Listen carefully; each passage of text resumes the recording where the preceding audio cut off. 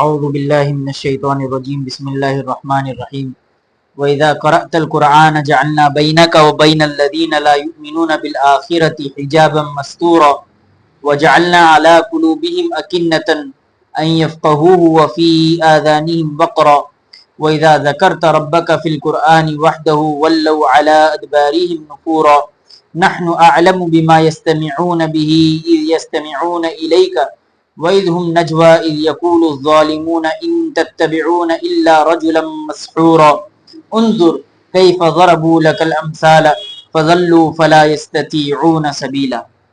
اس translation پہ دھیان دو۔ اے نبی جی، جب تو قرآن پڑھتا ہے، جب تم قرآن پڑھتے ہو تو ہم تجھ میں اور ان لوگوں میں جو آخرت پر یقین نہیں رکھتے ایک پوشیدہ پردہ حائل کر دیتے ہیں، یعنی ہمارا ٹھہرایا ہوا قانون یہ ہے کہ ایسے لوگوں میں اور صدائے حق میں ایک پردہ حائل ہو جاتا ہے، اور ہم نے ان کے دلوں پر غلاف ڈال دیے کہ سمجھ کام نہیں دیتی اور کانوں میں گرانی کے کچھ سنائی نہیں دیتا۔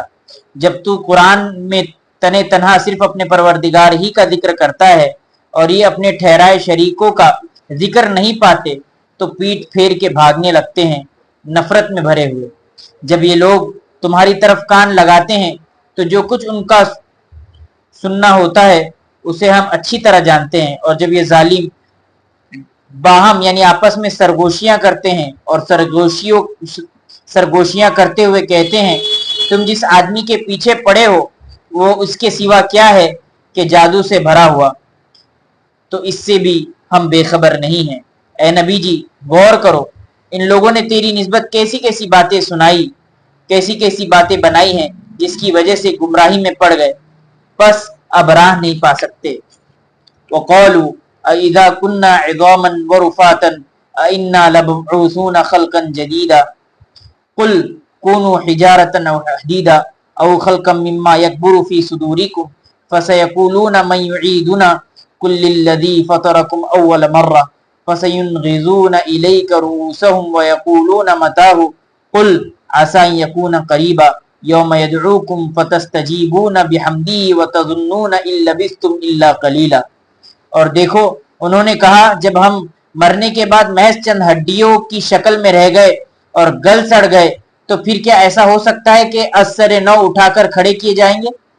تم کہہ دو ہاں، تم مرنے کے بعد کچھ ہی کیوں نہ ہو جاؤ، پتھر ہو جاؤ، لوہا ہو جاؤ، یا کوئی اور چیز جو تمہارے خیال میں دوبارہ زندہ ہونے کے لیے بہت ہی سخت ہو، لیکن قدرت الہی تمہیں دوبارہ زندہ کر کے رہے گی۔ یہ سن کر وہ کہیں گے لیکن کون ہے جو اس طرح ہمیں دوبارہ زندہ کرے گا؟ تم کہو وہی جس نے پہلی مرتبہ تمہیں پیدا کیا۔ اس پر یہ لوگ تیرے آگے سر مٹکانے لگیں گے اور کہیں گے ایسا کب ہوگا؟ تم کہو عجب نہیں کہ اس کا وقت قریب ہو، وہ دن کہ اللہ تمہیں بلائے گا اور تم اس کی حمد کرتے ہوئے اس کی پکار کا جواب دو گے، اور ایسا خیال کرو گے کہ دونوں زندگیوں کے درمیان تم نے جنت جو وقت گزارا وہ کوئی بڑی مدت نہ تھی، تھوڑا سا وقت تھا۔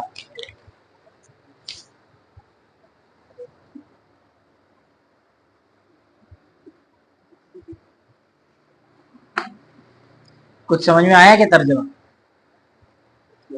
تھوڑا سمجھ میں آیا۔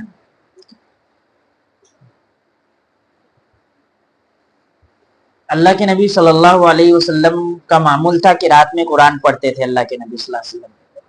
تو ابو جہل اور دو سردار اور تھے، الگ الگ ان لوگوں نے آپس میں یہ طے کیا کہ اللہ کے نبی صلی اللہ علیہ وسلم کا ہم جا کے کلام سنیں گے، قرآن سنیں گے۔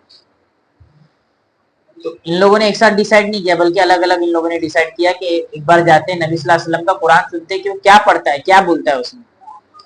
پھر وہ آئے، رات کا اندھیرا تھا، کوئی اس طرف کھڑا ہو گیا، کوئی اس طرف کھڑا ہو گیا، کوئی اس طرف کھڑا ہو گیا، اور کان لگا کر سن رہے تھے کہ اللہ کے نبی صلی اللہ علیہ وسلم کیا پڑھتے ہیں۔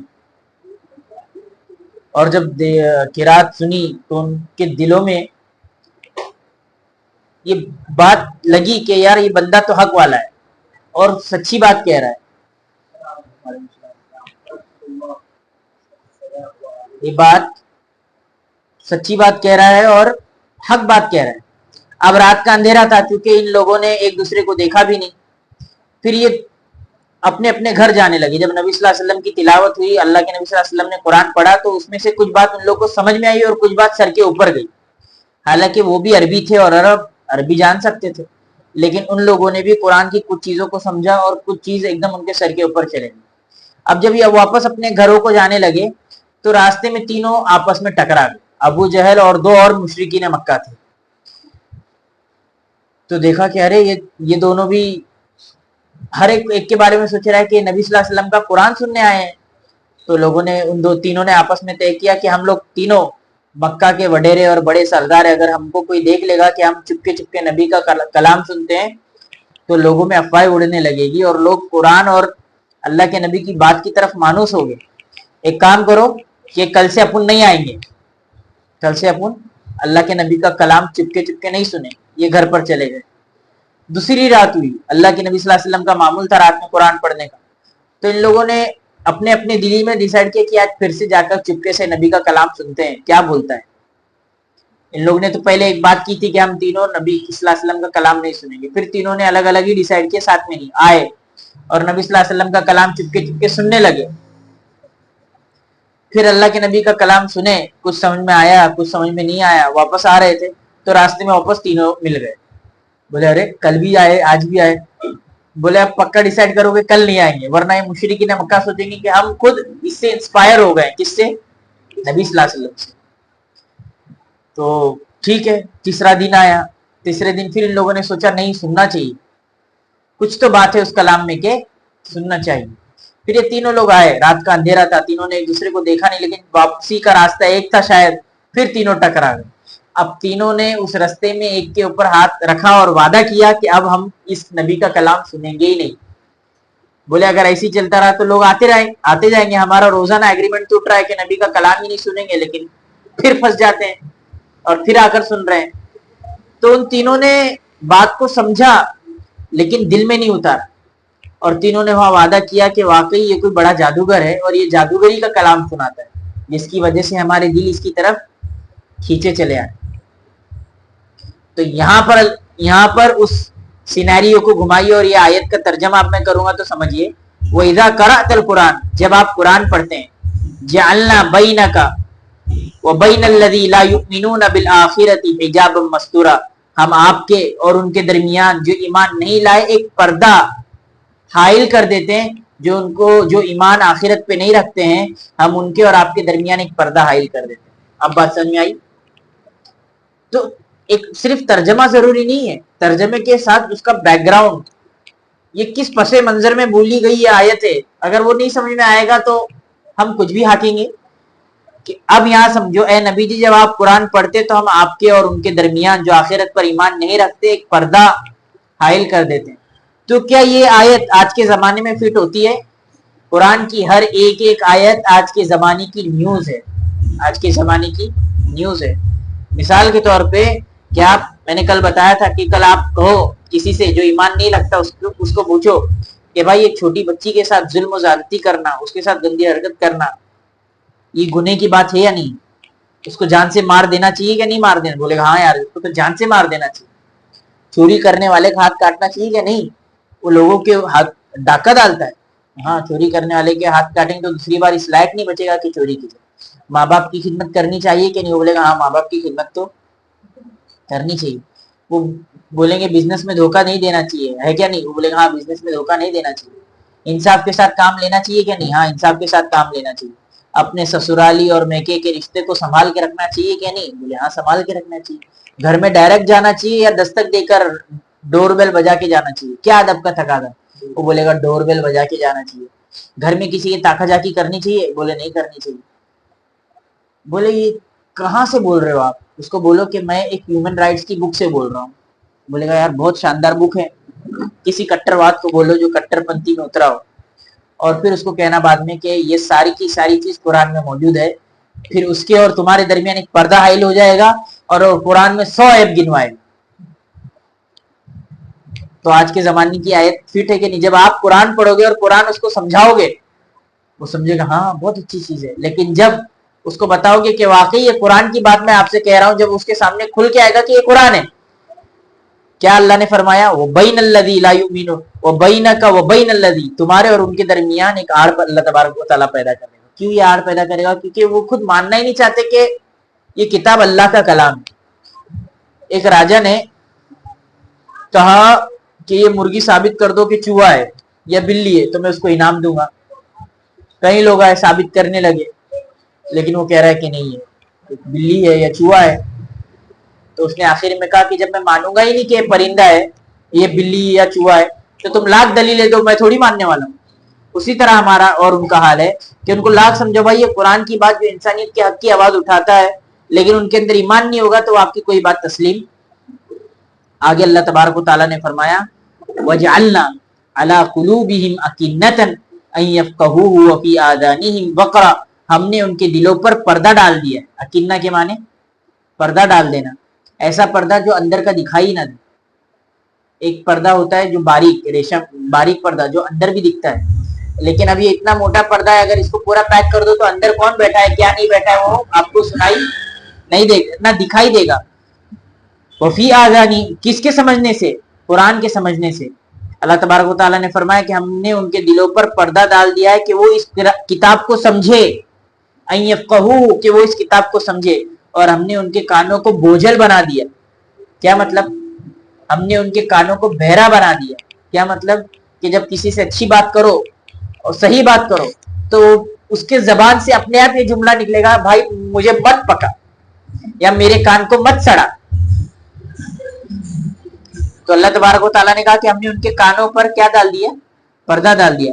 व इज़ा ज़करत रब्बका फिल कुरानी वहदा, आप जब कुरान पढ़ते हो, क्या है यहाँ पर?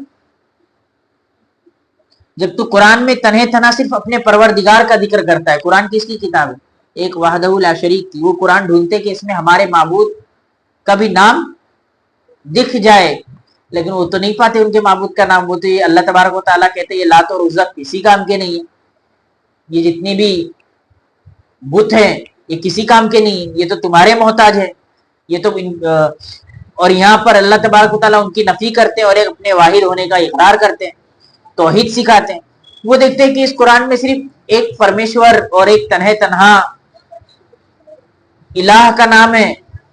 वलो अला अदबारिहिम नफूरा, तो पीठ फेर के भागने लगते हैं, पीठ फेर कर भाग जाते हैं कि अल्लाह तबारक व तआला का ये कलाम से उनको इतनी चिढ़ है कि वो ये कहते हैं कि इसमें हमारे बुत का नाम क्यों नहीं आया, हम जिसकी परस्तिश करते हैं उनका नाम क्यों नहीं आया। जब वो नाम नहीं पाते तो पीठ फेर कर भागते हैं। अल्लाह तबारक व तआला फरमाते नहनु, हम जानते हैं, अअलमु बिमा यस्तमिऊन बिही इस यस्तमिऊन इलैका व इज़ हुम नजवा इज़ यक़ूलु ज़ालिमून इल्ला इन तत्तबिऊन इल्ला रजुलन मस्कूरा, जब ये लोग तुम्हारी तरफ कान लगाते हैं। कौन? वो तीनों लोग कान लगा रहे थे, सुन रहे थे। ये तीनों लोग कान लगा रहे थे, इससे मुराद सारे दुनिया के मुशरिकीन है, सारे दुनिया के यहूदी और नसारा है जो कुरान को झुटलाते हैं, लेकिन कुरान को सुनते जरूर हैं, कुरान को सुनते जरूर है, अपने मतलब की चीज निकाल लेते हैं, और जहां पर तौहीद की बात आती है उसको छोड़ देते हैं। जितने भी दानिश्वर और इंटेलेक्चुअल है वो कुरान को पढ़ते जरूर है, कान लगाते जरूर है।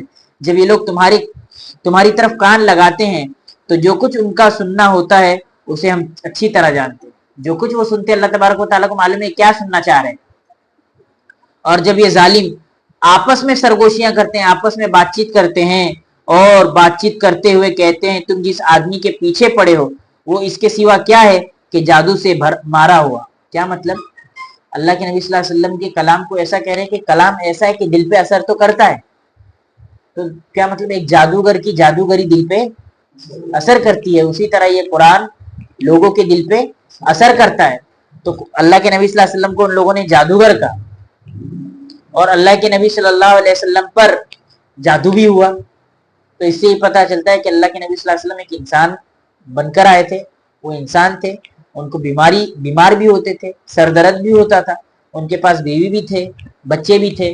अगर वो फरिश्ते होते किसी भी चीज से वो ताल्लुक नहीं रखते थे। तो तुम जिस आदमी के पीछे पड़े हो वो इसके सिवा क्या है कि जादू से मारा हुआ, तो इससे भी हम बेखबर नहीं है। तो अल्लाह के नबी सल्लल्लाहु अलैहि वसल्लम पर ये जो इल्जाम लगा रहे हैं, तो क्या अल्लाह इससे बाखबर नहीं है? क्या मतलब? अब यहाँ पे सिर्फ अल्लाह के नबी के पर नहीं बोला गया, आने वाले जमाने तक जो भी अल्लाह के नबी के काम को करेगा اور لوگ اس پہ الزام لگاتے رہیں گے کہ یہ تو دہشت گرد ہے، اس لیے ہم اس کے پیچھے پڑے ہوئے ہیں، یہ تو آتنکواد پھیلا رہا ہے اس لیے اس کے پیچھے پڑے ہوئے ہیں، یہ تو جہاد کو پروموٹ کر رہا ہے اس کی وجہ سے اس کے پیچھے پڑے ہوئے ہیں. تو یہ ساری چیزیں اس وقت تو ان لوگوں نے جادوگری کا الزام لگایا. آج کے جو رہبر ہیں، جو بڑے ہیں، ان پر یہ لوگ یہ الزام لگاتے ہیں، اور حالانکہ ان پہ ملتا کچھ ہے نہیں، لیکن وہ الزام جو لگا رہے اللہ تبارک و تعالیٰ کہہ رہے تمہارے الزام سے ہم باخبر ضرور ہیں. اور پھر اللہ تبارک و تعالیٰ ان کو ڈھیل بھی دیتے ہیں، اور ڈھیل ہونے کے بعد پھر ان کو ایسا حال کرتے ہیں جیسے اللہ نے ابو جہل کا حال کیا، اور جس طرح اللہ نے ابو لہب کا حال کیا. ابو لہب اللہ کے نبی صلی اللہ علیہ وسلم کو بہت پریشان کرتا تھا، گالیاں دیا کرتا تھا. اللہ کے نبی صلی اللہ علیہ وسلم نماز کو کھڑے ہوتے تو ایک بار گیا اللہ کے نبی صلی اللہ علیہ وسلم کو سجدے میں، آپ نبی صلی اللہ علیہ وسلم تھے، تو اس نے سوچا کہ جا کر اللہ کے نبی صلی اللہ علیہ وسلم کے اوپر جو ہے نا کچرا ڈال دوں یا اوجڑی ڈال دوں اونٹ کی. یہ گیا لیکن ڈر کے مارے واپس آ گئے. وہ بولا کہ میں جب ڈالنے گیا تو مجھے ایک وحشی درندہ نظر آیا جو مجھے کھا جائے. لیکن ابو لہب نے اتنا پریشان کیا تھا اللہ کے نبی کو کہ ان کی 2 بیٹیاں ابو لہب کے بیٹوں کے نکاح میں تھی. ابو لہب نے اپنی دونوں بیٹیوں کا نکاح توڑوا کے طلاق شدہ کر دیا اللہ کے نبی صلی اللہ علیہ وسلم کی دونوں بچیوں. تو ایک باپ کا دل بھی تھا نا. تو اللہ کے نبی صلی اللہ علیہ وسلم نے بددعا کی تھی کہ اے اللہ اپنے درندوں میں سے ایک درندہ اس پر کیا کر دے، مسلط کر دے. تو وہ دعا اس کو پتا تھا کہ میرے پاس کوئی درندہ آئے گا ضرور. تو حالانکہ اس کا حال بھی ایسی ہی ہوا. ابو جہل تو بدر میں مارا گیا. تو نہیں، بیٹے کو کہا اللہ کے نبی صلی اللہ علیہ وسلم نے کہ اس کے بیٹوں میں سے کسی بیٹے کے اوپر درندوں میں سے ایک درندہ مسلط کر دے. تو ابو لہب اپنے بیٹوں کی حفاظت ہمیشہ کیا کرتا تھا، باڈی گارڈ رکھا کرتا تھا، لیکن معلوم تھا کہ اللہ کے نبی کی بدوا سچ ہونی ہے. ایک دفعہ یہ جنگل کی طرف گئے تو اس کی طرف اس نے تعینات کیا باڈی گارڈز کو، لیکن باڈی گارڈز کی بھی نیند لگ گئی. ایک درندہ آیا شیر اور اس کو اٹھا کر لے کے چلا گیا. اور ابو لہب کی لاش گھر کے اندر سڑتی رہی. کوئی سردار اس کو اٹھانے کو کوئی تیار نہیں تھا، اتنی بدبو آ رہی تھی اس کی لاش میں سے. پھر لوگوں نے بھنگی لوگوں کو بلایا اور اس کی لاش کو ٹھکانے لگایا. تو وہ ایسی موت مرا. تو جو لوگ ایمان والوں کو چھیڑتے ہیں اور پریشان کرتے ہیں، اور جو اللہ تبارک و تعالیٰ سے ڈرتے ہیں، ان کے اوپر لوگ پریشانی. جب نبی صلی اللہ علیہ وسلم کو پریشان کیا گیا، نبی صلی اللہ علیہ وسلم پر کچرے ڈالے گئے، تو ہماری کیا ہوگا؟ ہم کو اگر پتھر مارا جا رہا ہے، ہمارے گھروں پر بلڈوزر چلایا جا رہا ہے، اور ہم کو یہ کہا جا رہا ہے کہ تم اس دیش کے واسی ہو ہی نہیں، تو یہ تو پہلے زمانے سے ہوتا چلا آ رہا ہے. لیکن اس میں کیا کرنا ہے؟ ہمیں جمے رہنا ہے اور انتظار کرنا ہے اس وقت کا کہ جب اللہ تبارک و تعالیٰ اپنے درندوں میں سے ایک درندہ ان پر مسلط کر دے، یا تو ایسی موت دے جس کا جنازہ اٹھانے کے لیے ان کو بھنگی لوگوں کو بلانا پڑے اور بھنگی بھی تیار نہ ہو. تو اللہ تبارک و تعالیٰ نے ہر زمانے میں مثال دی، لیکن ہمارے اندر یہ کمی ہے کہ ہم قرآن میں اس مثال کو تلاش نہیں کرتے کہ جو ایمان والا ہے اس کا انجام کیا ہوتا ہے، اور جو غیر ایمان والا ہے. ایک غیر ایمان والا اچھا ہے، ہمدردی رکھتا ہے، تو اللہ کے نبی صلی اللہ علیہ وسلم نے کہا کہ وہ ہمارا بھائی ہے. لیکن جو پریشان کرتا ہے تو اللہ تعالیٰ اس کے لیے ہے کہ ہم اس کے لیے بددعا کریں. تو یہ تو آج کا زمانہ نہیں. اللہ کے نبی صلی اللہ علیہ وسلم کو وہ الزام لگا رہے ہیں. تو اللہ تبارک و تعالیٰ کہہ رہے ہیں انظر، دیکھو. یہاں پہ اللہ کے نبی کو الزام لگایا گیا، اور آج کے زمانے میں جو اسلامی دشمن ہیں وہ ہم پر الزام لگا رہے ہیں. تو اللہ تبارک و تعالیٰ اپنے قرآن میں یہ آواز لگا رہے ہیں انظر، دیکھیے کیف ضربوا لک الامثال. یہ کیسی بھیکی باتیں کرتے ہیں. کبھی تو یہ کہتے ہیں کہ ان کے پاس بم ہے، اڑا دو، لیکن جب دکھتا ہے بم ہی نہیں ہے، ہمارا الزام جھوٹا تھا. انظر کیف ضربوا لک الامثال، دیکھو یہ کیسی بھیکی باتیں کرتے تھے. یہ نیوکلیر بنا رہے ہیں، ان کو اڑا دو، ان کو مار دو. مار دیا گیا، لیکن جب تلاش کیا گیا نیوکلیر ملا نہیں. انظر کیف ضربوا لک الامثال، دیکھو یہ کیسی بھیکی باتیں کر کے الزام آپ پر لگایا کرتے تھے. یہ تو دہشت گرد ہے، اس کو ختم کر دو. لیکن پتا چلا کہ وہی انسانیت کا ہمدرد تھا. انظر کیف ضربوا لک الامثال، دیکھو یہ کیسی بھیکی باتیں بنا رہے ہیں، کیسی بھیکی مثالیں بنا رہے ہیں. جب نبی کو جادوگر کہا تو وہ تم کو کیا کچھ نہیں کہہ سکتے. انظر کیف ضربوا لک الامثال فضلوا، وہ گمراہ ہوئے، وہ تو بہک گئے.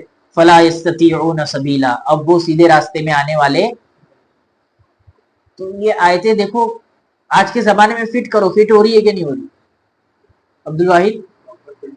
پراپر فٹ ہو رہی ہے کہ نہیں؟ لیکن مسئلہ یہ کہ ہم کو نہ قرآن پڑھنے آتا ہے نہ قرآن سمجھ میں آتا ہے,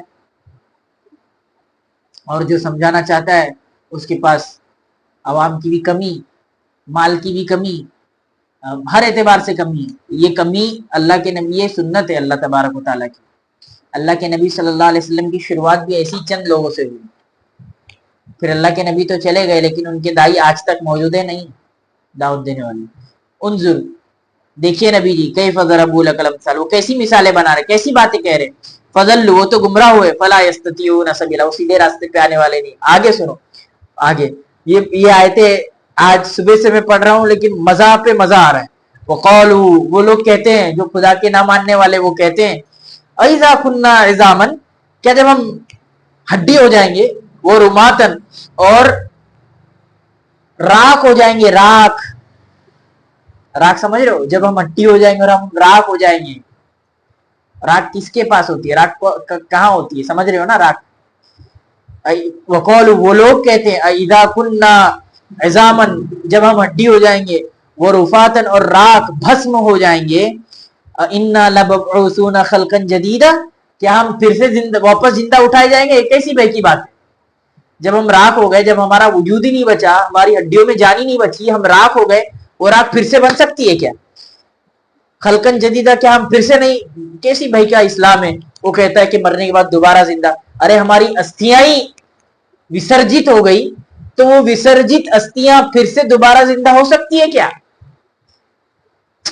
کل, اللہ کیا چیلنج کر رہے ہیں ان کو, اے نبی جی آپ ان سے کہو, کونو, بس اتنی سی بات تم کہہ رہے ہو کیا کہ راکھ اور ہڈی.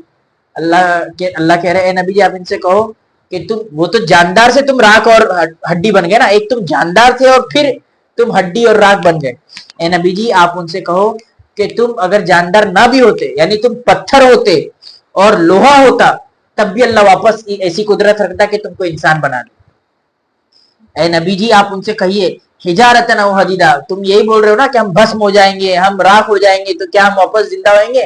اللہ کہہ رہے ہیں ارے تم یہی بات کر رہے ہو, تم پتھر بن جاؤ, نان لیونگ بینگ بن جاؤ, پتھر یا لوہا ہو جاؤ, پھر بھی اللہ تبارک و تعالیٰ تم کو زندہ کر دے گا. او خلقا مما یکبر فی صدورکم, تم کہہ دو کہ تم مرنے کچھ ہی کیوں نہ ہو جاؤ, پتھر ہو جاؤ, لوہا ہو جاؤ, یا کوئی اور چیز جو تمہارے خیال میں دوبارہ زندہ ہونے کے لیے بہت ہی سخت ہو, لیکن قدرت الہی تمہیں دوبارہ زندہ کر کے رہے گی. یہ سن کر وہ کہیں گے لیکن کون ہے جو اس طرح ہمیں دوبارہ زندہ کرے گا, لیکن کون ہے جو ہمیں اس طرح دوبارہ زندہ کرے گا؟ تم کہو وہی جس نے پہلی مرتبہ تمہیں پیدا کیا. تم اس بات سے حیران ہوتے ہو کہ ہم مرنے کے بعد دوبارہ زندہ اٹھائے جائیں گے. تم تو بن چکے ہیں, بننے کے بعد اگر ایک مشین خراب ہو جائے واپس بن سکتی کہ نہیں بن سکتی, ارزے پرزے ہو جائے تب بھی. تو یہ بنانا آسان ہے, لیکن وہ بنانا مشکل ہے کہ جس کی کوئی مثال ہی نہیں تھی, جس کا کوئی سٹرکچر ہی نہیں تھا. تم ایک گندے پانی میں سے کیڑے تھے اور اللہ نے کیڑے میں سے تمہیں جاندار بنا دیا. تو جب اللہ ایک کیڑے میں سے تمہیں جاندار بنا سکتا ہے, تو تمہارے بھسم اور تمہاری راکھ اور ہڈیوں سے تمہیں واپس کیوں نہیں بنا سکتا؟ تو تمہارا سوال ہی غلط ہے. یہ سن کر وہ کہیں گے لیکن کون ہے جو اس طرح ہمیں دوبارہ زندہ کر دے گا؟ تم کہہ دو وہی جس نے پہلی مرتبہ تمہیں پیدا کیا. اس پر یہ لوگ تیرے آگے سر مٹکانے لگیں گے, بولیں کیا ہے رے, کیا بات بول دیا اس نے. اب یہاں پر بھی انکار کریں گے اور کہیں گے ایسا کب ہوگا؟ اچھا ہم واپس بھسم, ہماری راکھ تو بہہ گئی, ہمارے ہڈیوں کو کتوں نے نوچ کے کھا لیا, تو اب ہم واپس کب اٹھیں گے, ایسا کب ہوگا؟ تم کہو عجب نہیں کہ اس کا وقت قریب ہو, یہ نہیں کہ کب, ابھی 10 سال بعد, 100 سال بعد, ہوگا ضرور ایک دن. وہ دن کہ اللہ تمہیں بلائے گا, وہ دن کہ اللہ تمہیں بلائے گا اور تم اس کی حمد کرتے ہوئے اس کی پکار کا جواب دو گے. یہاں پر یہ بات آتی ہے کہ ایک اللہ کو نہ ماننے والا جب اٹھے گا واپس قیامت کے دن, تو اللہ کی تعریف کیسے کرے گا؟ تو یہاں پر یہ ہے کہ وہ تعریف کرتے ہوئے اٹھے گا, لیکن بعد میں یہ کہے گا کہ ہائے افسوس کہ من بعثنا من مرقدنا, کہ ہمیں کون ہماری قبروں سے اٹھا لیا. وہ चिल्लाता हुआ اور اپنے آپ کو بدحواس پا کر یہ بھی افسوس جتائے گا کہ ابھی ہمارا سوال اور حساب اور کتاب ہونا ہے، لیکن شروع میں تو وہ حمد ہی کرے گا، اللہ کی تعریف ہی کرے گا. اور ایسا خیال کرو گا کہ دونوں زندگیوں کے درمیان تم نے جو وقت گزارا وہ کوئی بڑی مدت نہ تھی، تھوڑا سا وقت تھا. اب یہاں پر تم یہ سوچو گے یار ہماری جو زندگی گزری ہے دنیا کی زندگی، وہ آخرت کے مقابلے میں تو کچھ بھی. یہاں دیکھو اللہ نے قیامت کے انکار کرنے والے کو کیسا جواب دیا. تو کیا یہ آیتیں آج جو اسلام پر کوشچن ریز کرتے ہیں، قیامت پر کوشچن ریز کرتے ہیں، تو کیا قرآن میں وہ جواب نہیں ہے؟ صاف جواب ہے. وہ یہ سوال کرتے کیسے اٹھیں گے، تو اللہ تبارک و تعالیٰ نے بتا دیا کہ تم نان لیونگ بینگ بھی رہو تو تب بھی اللہ تمہیں زندہ کرے. کب کرے گا، کیا کرے گا، کیسے کرے گا، اور وہ وقت کب آئے گا؟ اللہ نے کہا وہ وقت آئے گا، اور جب وقت آئے گا نا پھر تم یہ سوچو گے کہ ہماری لائف بہت ہی شارٹ تھی اور ہم نے جو تیاری کرنی تھی وہ تیاری. تو اللہ نے یہاں پر نہ ماننے والوں کا جواب دیا ہے. بس سمجھنے کی دیر ہے، نا امید ہونے کی نہیں. کہہ رہے اس سپر پاور کنٹری نے تو اسلام کے خلاف ایسا بول دیا، اس سی ایم نے تو اسلام اور آخرت کے لیے ایسا بول دیا، اس سی ایم نے یا اس ایم ایل اے نے مسلمان کو کھانا اور کپڑا دینے سے انکار کر دیا. اس جگہ کے ایم ایل اے نے کہا کہ یہاں پر اگر مسلمان 24 گھنٹے میں خالی نہیں کرو گے تو ان کا گھر جلا دیا جائے گا، بلڈوزر سے اڑا دیا جائے گا. تو ہم یہ پریشان ہو جاتے ہیں. لیکن جب قرآن میں ہم کھول کے دیکھیں گے نا تو جتنے بھی دنیا کے ظالم لوگ آئے ہیں ان لوگوں نے یہی ہر دور اور ہر زمانے میں کہا کہ تم یا تو گھر واپسی کرو، گھر واپسی نہیں کرتے تو تم ہمارے ساتھ نہیں رہ سکتے، تم کو پھر ایسی جگہ جانا ہوگا جہاں پر صرف اسلام ہو، تم کو ہمارے ساتھ نہیں رہنا ہے، اور اگر رہنا ہے تو ہمارا غلام بن کے رہنا ہے، اور اگر یہ شرط بھی منظور نہیں تو پھر قتل عام کے لیے تیار ہو گئے، پھر تمہارا خون ہماری زمین پہ کیا ہو جائے گا، سستا ہو جائے گا. تو ہو رہا ہے کہ نہیں ہو رہا ہے؟ یہ قرآن میں چاروں چیزیں آ رہی ہے اور اس چاروں چیزوں کا حل قرآن میں موجود ہے، بس سمجھنے اور جو سمجھا رہا ہے اس کے پاس جانے کی ضرورت ہے. تو یہ چیزیں ہیں، لیکن اس سے انسان کو نا امید نہیں ہونا ہے اور یہ ٹینشن بھی نہیں آنا ہے ارے اس فلاں ایم ایل اے نے تو یہ کر دیا، اس فلاں سی ایم نے تو یہ بول دیا، بلکہ یہ سارا جملہ اسی نافرمان لوگوں کا ہے جو اب سے نہیں موسیٰ اور حضرت نوح علیہ السلام سے بولتے چلے آ رہے ہیں. تو امید ہے اس پر ہی انشاءاللہ اپنی بات ختم کرتے ہیں. کل آگے بات چلے گی. اللہ عمل کی توفیق